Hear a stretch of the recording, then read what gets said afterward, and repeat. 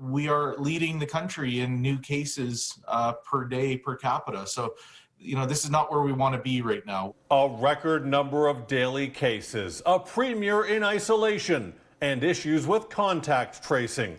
Once a leader in keeping COVID cases in check, Alberta, with some of the least stringent public health restrictions, is seeing a concerning spike.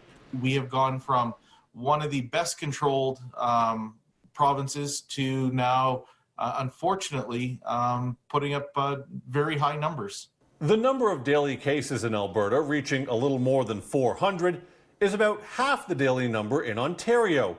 But Ontario has more than 3 times the population. Another issue has been contact tracing.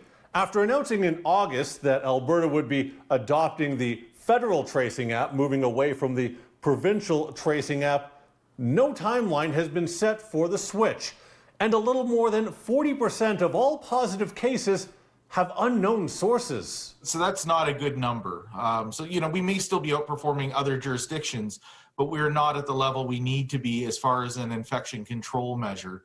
Perhaps worst of all, we're starting to see a little more reluctance in the public. So they are not being as forthcoming with their potential contacts, which once again just makes the whole process that much more difficult. Other regions around the world seeing similar spikes are bringing back lockdowns, curfews, and closures. Premier Jason Kenney, who has been the personal responsibility premier, now in isolation after a minister he had contact with tested positive, says, when it comes to any potential future restrictions, they will be limited, discreet, targeted, and focused and based on data, not indiscriminate policies that shut down and impair entire segments of our economy. But if the trend continues, his hand could be forced.